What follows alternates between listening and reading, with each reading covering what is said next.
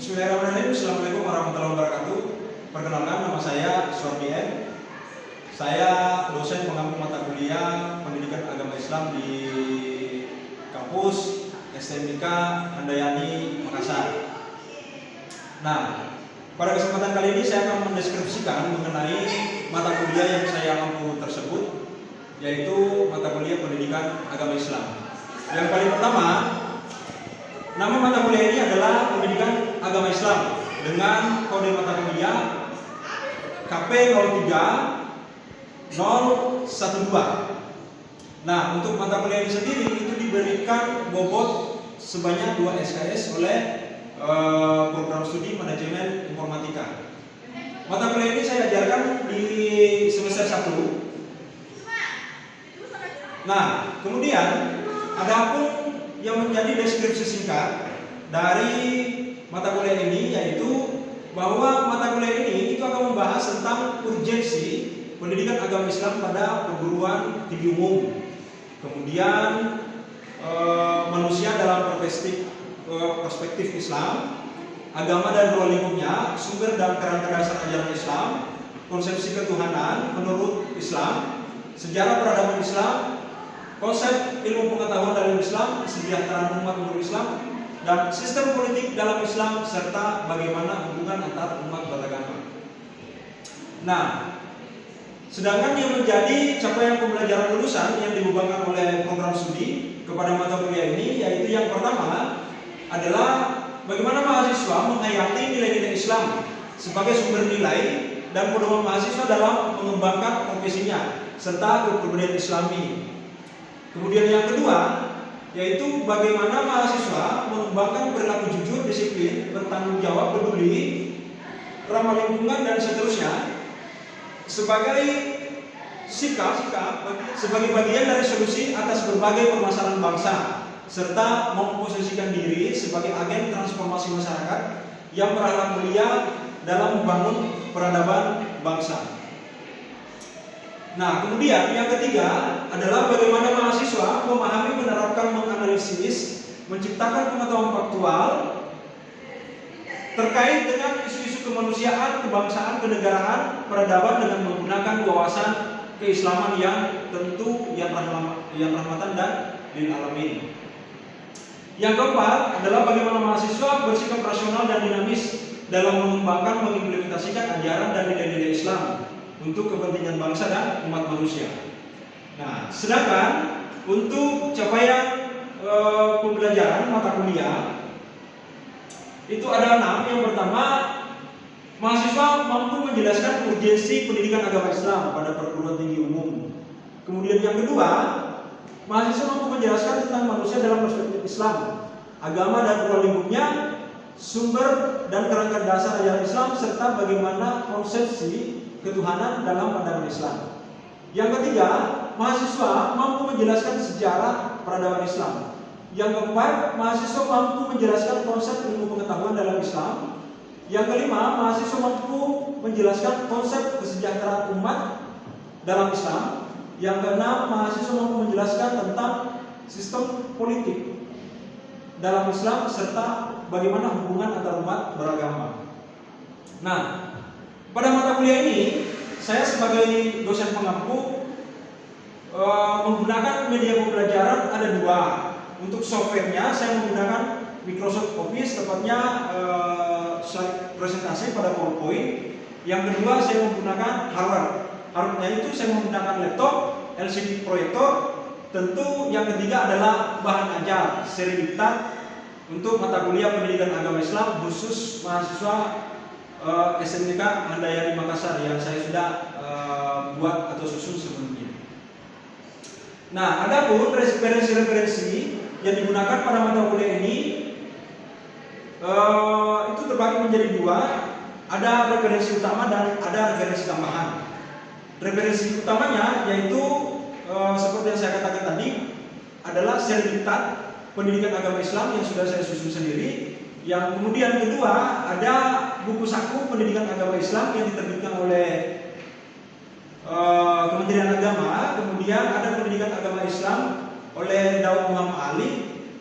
Kemudian ada pendidikan agama Islam pada perguruan tinggi oleh Muqtadin.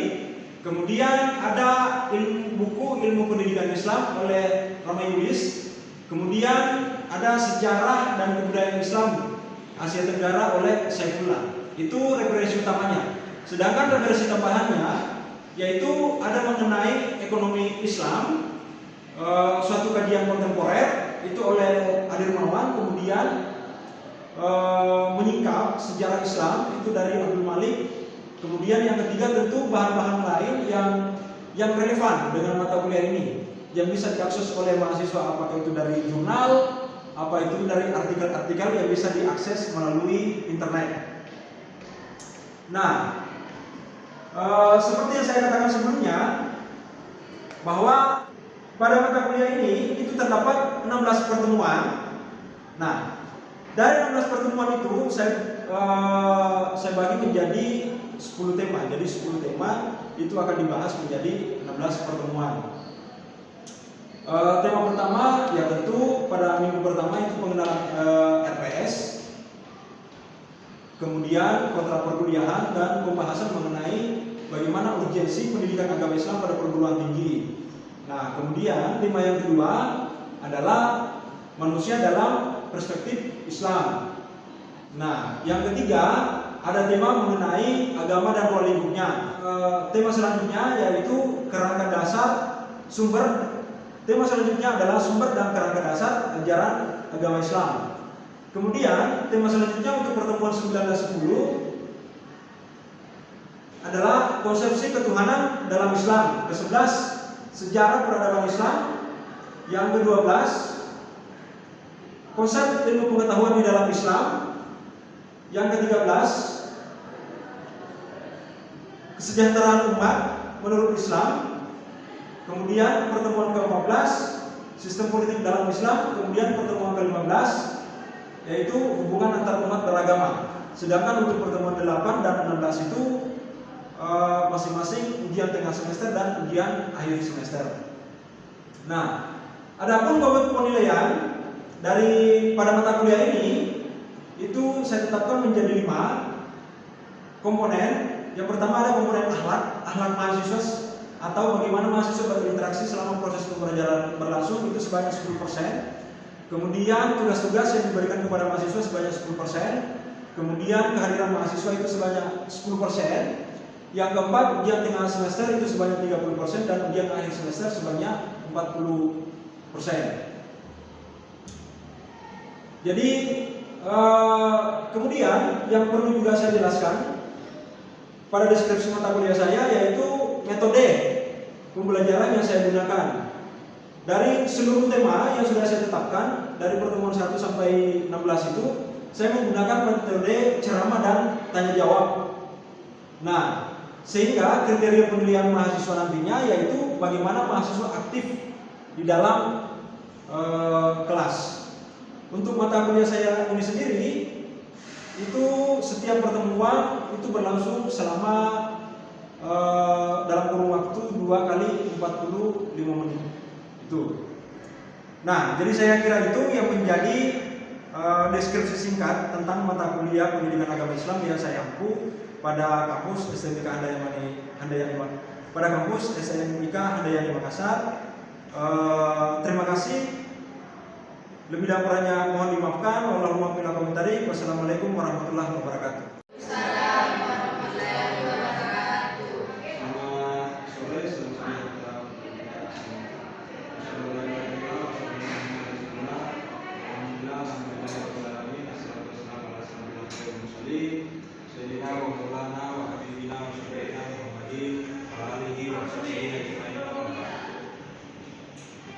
Adik-adik mahasiswa sekalian yang saya hormati, yang saya banggakan, hari ini kita sudah memasuki pertemuan keempat.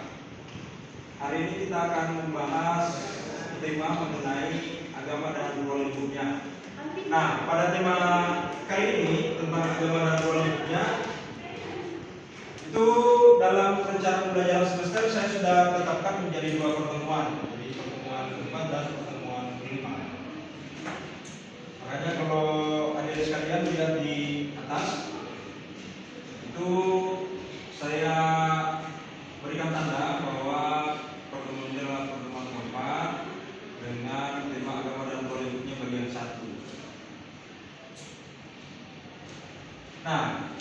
Baik,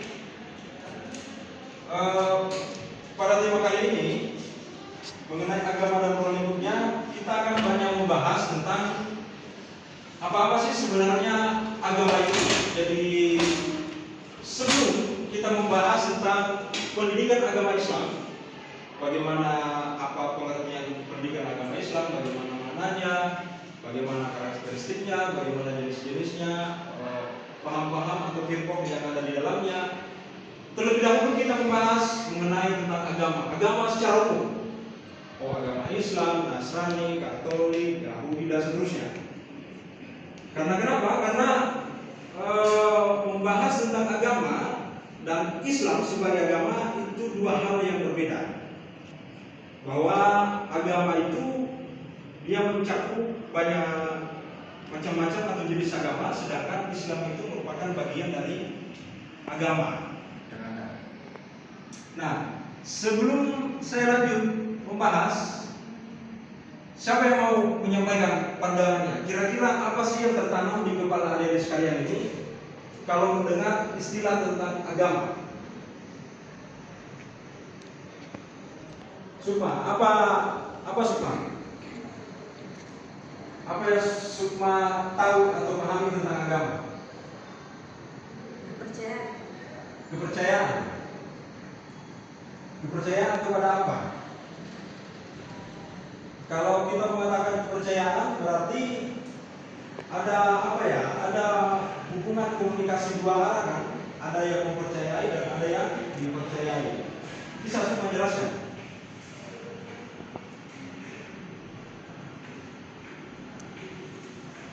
Yang lain? Apa? Coba apa itu? Agama.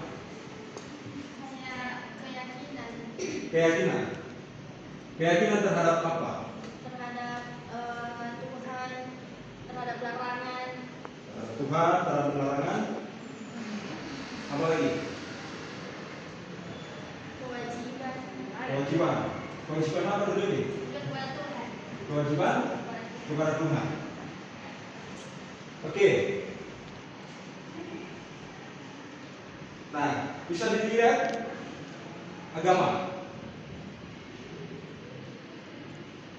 Bahwa agama itu hampir di setiap belahan dunia ini itu memiliki makna yang berbeda-beda.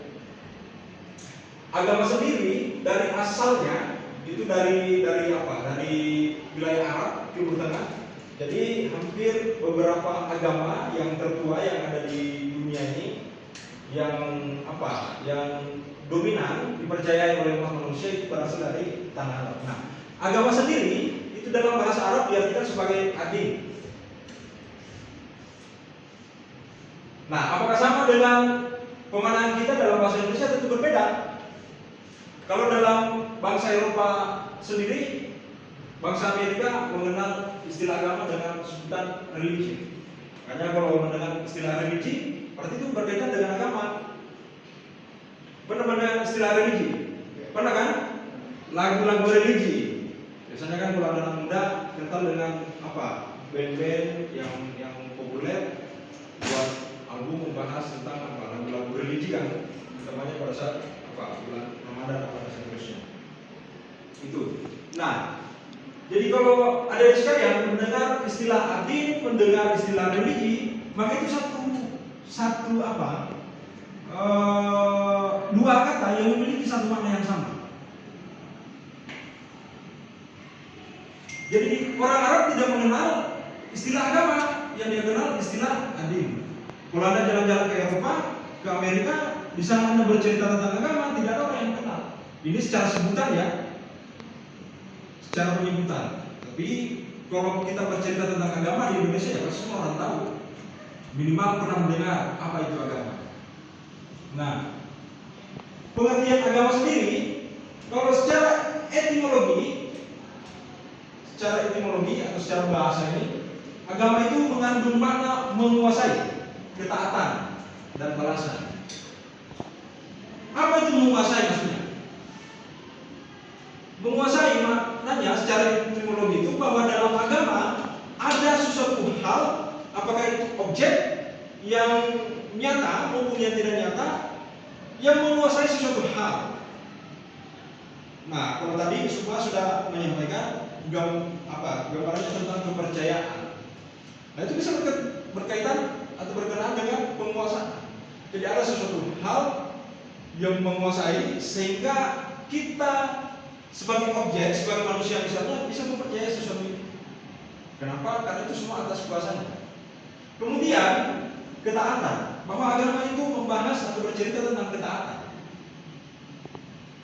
Dalam agama apapun, agama Islam, Nasrani, dalam agama apapun itu, bahwa agama itu bercerita tentang ketaatan. Karena dia bercerita tentang ketaatan, maka seperti yang saya katakan tadi, berarti agama itu memiliki dua objek. Ada objek yang ditaati dan ada objek yang menaati. Nah, kemudian ada balasan.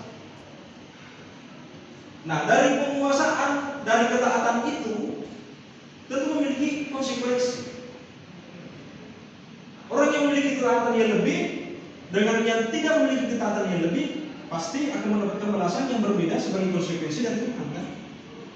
Seperti itu. Nah, sedangkan agama itu secara terminologi merupakan sekumpulan keyakinan atau sekumpulan hukum dan norma yang akan mengantarkan manusia kepada kebahagiaan hidup di dunia dan di akhirat. Jadi sebenarnya agama apapun itu dia bercerita tentang norma, bercerita tentang nilai. Itu. Kenapa bercerita tentang hukum, norma, nilai? Karena setiap agama itu memegang teguh keyakinan. Nah, kenapa penting kita bahas ini? Karena kan di Indonesia ini sekitar satu dekade terakhir ini perbincangan tentang agama itu dalam ruang ekonomi, dalam ruang politik, dalam ruang sosial itu menjadi seksi. Hampir segala hal itu dikaitkan dengan agama, kan? Bercerita tentang ekonomi, kita membahas tentang agama. Iya. Sampai tidak sedikit kita menemukan tempat-tempat yang sudah memiliki embel-embel mengenai agama. Rumah makan syariah, ya kan? Hotel syariah, itu semua embel-embel agama. Bank syariah dan seterusnya. Bahkan di beberapa saat-saat yang lalu, anggaplah misalnya dalam pemilihan kepala daerah ibu kota Jakarta tahun 2017, di situ kan meruncing pertarungan antar identitas. Identitas apa itu lebih kental pada keagamaan.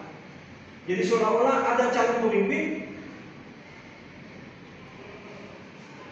yang beragama dan ada calon pemimpin betul juga beragama, tetapi dianggap agamanya itu sesuatu yang tidak baik, ya, dan seterusnya. Makanya itu penting. Maksudnya supaya kita semua bisa mengetahui dan sadar bahwa sesungguhnya tidak ada agama yang tidak mengatur tentang keyakinan. Semua agama mengatur tentang norma, tentang nilai. Kalau dia mengatur tentang norma, tentang nilai, maka tidak ada satu agama pun yang mengajarkan tentang keburukan. Karena tidak mungkin dalam satu agama menerapkan satu hukum bahwa boleh membunuh seseorang, boleh membohongi, melukai, menyakiti seseorang. Tidak. Karena hukum kan selalu mencari keadilan, kan? Selalu mencari kebenaran. Itu. Nah, selanjutnya unsur-unsur yang terdapat dalam agama.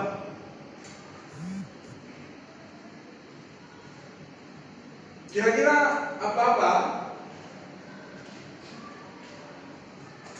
unsur-unsur agama itu? Bahwa sesuatu hal bisa disebut sebagai agama jika memiliki unsur-unsur tersebut. Ada yang mau menyampaikan pendapat? Apa kira-kira? Apa? Bertuhan. Yang lain? Katanya harus bertuhan. Berarti harus ada Tuhan dalam agama. Bahwa sesuatu hal tidak bisa disebut sebagai sebuah agama jika tidak ada proses bertuhan di dalamnya. Begitu ya kira-kira. Nah, yang lain apa maksudnya? Ya, manusia atau pengabdi ya, kira-kira begitu. Atau pengabdi, karena ada Tuhan yang disembah atau ditempati mengabdi, maka pasti ada yang mengabdi. Ada objek yang mengabdi. Itu yang dimaksud manusia. Yang lain apa tadi? Ada tempat ibadah. Karena seperti yang saya katakan tadi bahwa agama itu membahas tentang ketaatan. Nah, pasti ketaatan itu ada prosedural yang harus dilakukan untuk mencapai ketaatan itu. Nah, itu berkaitan dengan ibadah. Yang lain ada lagi? Apa kira-kira?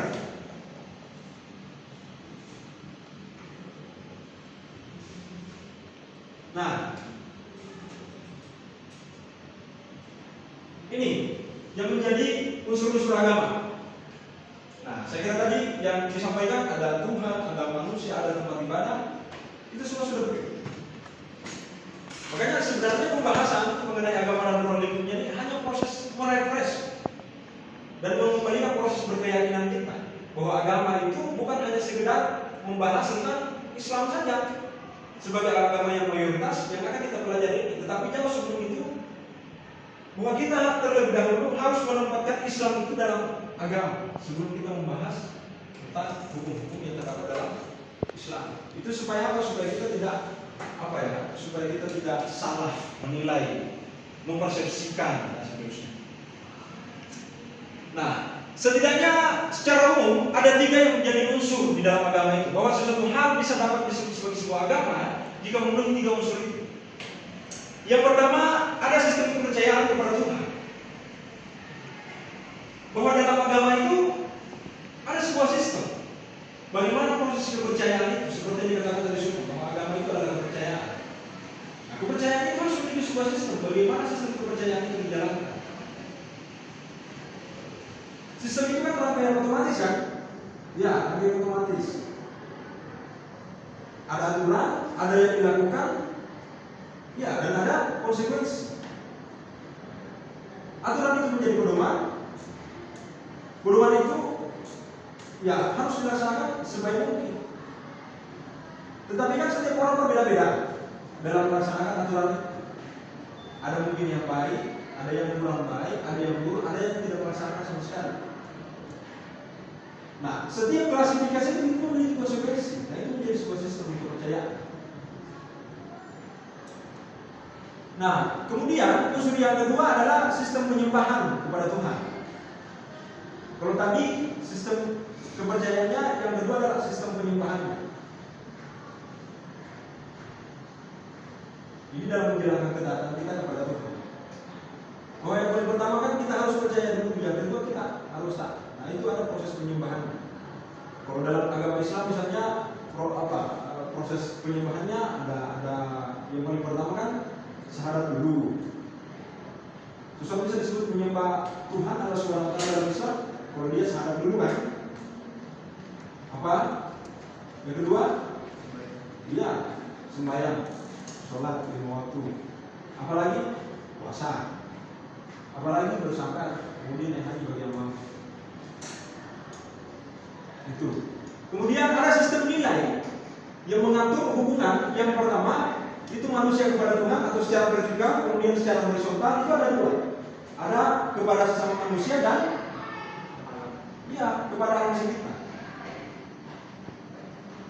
Ini kan kadang terlupakan bahwa sistem nilai yang mengatur itu seolah-olah hanya kita dan Tuhan dan kita dengan manusia. Seolah-olah kita melupakan alam sekitar.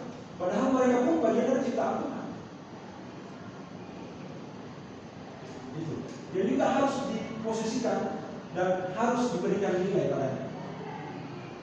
Bagaimana cara memperlakukan hewan, bagaimana cara memperlakukan tumbuhan dan seterusnya. Karena tanpa hewan dan tumbuhan maka dia tercipta keselarasan dalam bumi ini kan. Iya, manusia butuh oksigen. Oksigen datang dari apa? Dari tumbuhan kan. Tumbuhan bisa subur menghasilkan oksigen karena apa? Kan ada binatang. Ada cacing tanah yang menumbuhkan tanah. Ada kuda, ada sapi yang kotorannya menjadi pupuk bagi tumbuhan. Akhirnya kita itu sebuah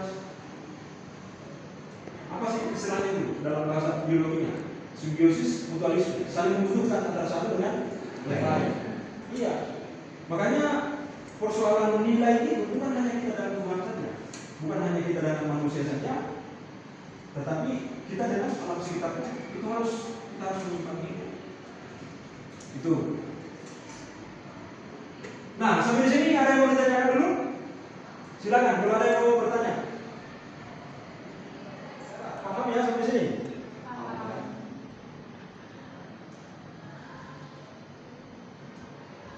Nah, kemudian ini masih lanjutan yang tadi. Jadi kalau tadi unsur-unsur agama secara umum, nah ini menurut Prof. Harun Nasution, salah satu ahli yang banyak mengkaji tentang agama, jadi bukan hanya agama Islam saja, tetapi agama secara umum. Bagaimana sih substansi dan esensi dari sebuah agama itu? Nah, kalau menurut Profesor Harun Nasution mengatakan bahwa unsur-unsur dalam agama itu yang pertama adalah kredial, sama tadi bahwa ada kepercayaan, kemudian ada ritualitas, ada proses peribadatan, kemudian tiga ada proses ritus atau tata cara beribadah itu, yang keempat ada respons. Respons itu datangnya dari mana ya? Tentu dari mulut. Nah, kepercayaan kan itu saya katakan tadi bahwa ada sistem, ada pedoman. Kalau dalam agama Islam kan sistem kepercayaan kita itu disebut sebagai rukun apa? Rukun iman. Rukun iman. Jadi yang mendasari kita menjalankan sholat, syahadat, berpuasa itu kan ada kepercayaan dulu. Itulah dalam rukun iman yang kita kenal. Kemudian yang kedua ada peribadatan. Nah, peribadatan itu kalau di dalam agama Islam disebut rukun Islam. Itulah peribadatan. Nah, yang keempat ada respons. Tentu ada pemeluk seperti kita semuanya. Sampai di sini ada yang bertanyakan? Tidak ada? Cukup dipahami ya? Ya? Oke, baik. Kalau sudah dipahami, saya kira itu untuk pembahasan kita kali ini.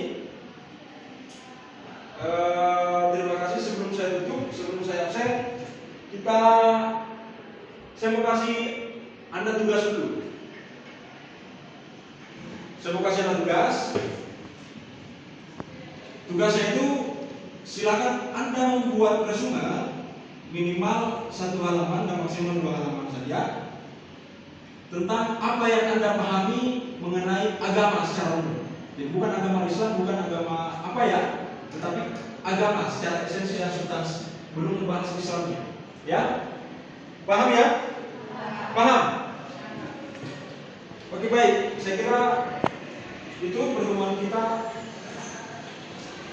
hari ini. Sebelum kita tutup, saya absen dulu ya.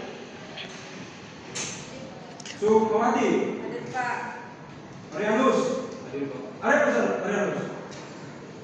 Ya. Oke, jadi saya kira itu ya. Terima kasih. Lebih dan kurangnya mohon dimaafkan. Sampai ketemu minggu depan. Mohon maaf jika ada yang kurang. Wassalamualaikum warahmatullahi wabarakatuh.